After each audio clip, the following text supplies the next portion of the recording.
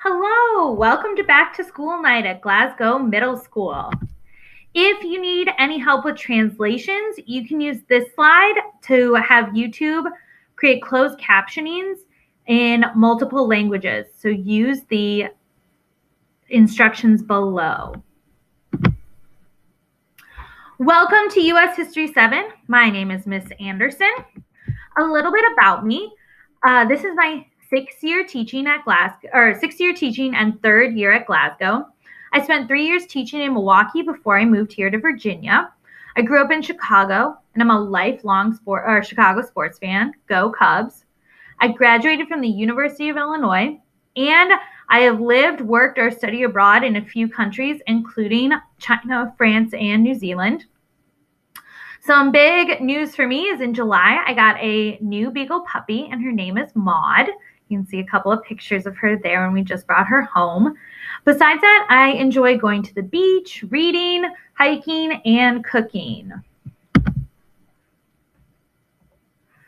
Now, some important ideas for how to learn in US History 7 this year.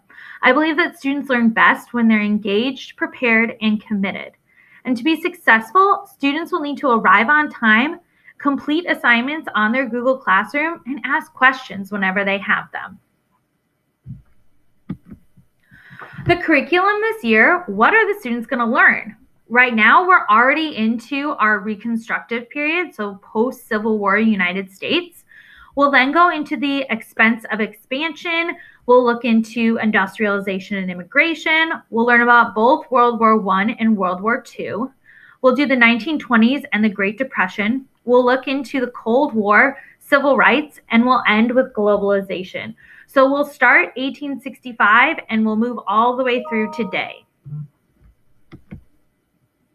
Grading and assessments. Here at Glasgow, we use formative assessments and summative assessments in order to check on the learning process of our students.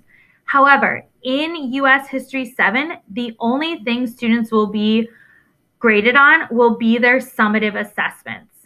So their formative assessments we use as a check for understanding during the learning process, but those will not be part of US History 7's grading system. We will only use summative assessments. We also use other feedback about how students can get organized and behavior, and these you'll see on their report card, and this will include asynchronous work from Mondays. Skills being taught this year. In US History 7, we emphasize skills over content. So we're not asking students to memorize anything for many multiple choice tests. Instead, we like to teach them a skill and have them apply the content to it. So for instance, we'll have them read how to analyze and read a primary source, how to look at a political cartoon and explain the meaning of it based on what they see or read in it. We're going to focus on writing this year as well and how to create an argument and use specific evidence from primary sources to support their argument. We're going to look at corroboration of different sources. So if I give multiple sources, how do you use them to prove an argument? We're going to look at collaboration between students. And we're going to do chronological order of documents based on evidence. So what came first? How did that influence the next document that came? And we're going to do quite a few DBQs this year where I give the students a question and multiple documents, and they will have to decide on an argument. There is not usually one correct answer. There are multiple. It just depends on how they defend their answer and the different pieces of evidence that students use. So again, we are emphasizing skills rather than content. Not to say we won't be learning content. We will obviously be learning content, but their summatives will be based on using those skills. Now, in 7th grade, the students will be graded in 4 areas. A, knowing and understanding. B, investigating skills. C, communicating skills. And D, critical thinking skills. And they will have a range of 0 to 8, 8 being the highest grade they can receive. And most of their assessments will be a combination of these. So their first assessment is an A and a D grade. And the next one is an A, C, and a D grade. So they will have multiple chances during the semester to be graded on A, B, and C, and D. Our retake policy is offered to students who score a 7 or below and strongly encouraged for students who score a 3 or below. This occurs within 2 weeks of the assessment being returned. So after I return an assessment to a student, they have 2 weeks after that return date to come to office hours in order to retake their assessment. They'll have to participate in a relearning prior to the retake during office hours, and if taking a retake, students can earn the highest mark or a possible 8. So if they score a 7, they can bring it up to an 8. If they score a 3, they can bring it up to an 8. So it's all based on the corrections that they make to their summative or a new summative that they take in place of their old one.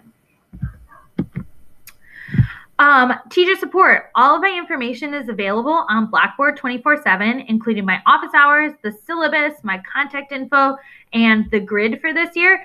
Each weekend, we will update the grid with what we are learning that week and what students will need to be turning in to receive credit or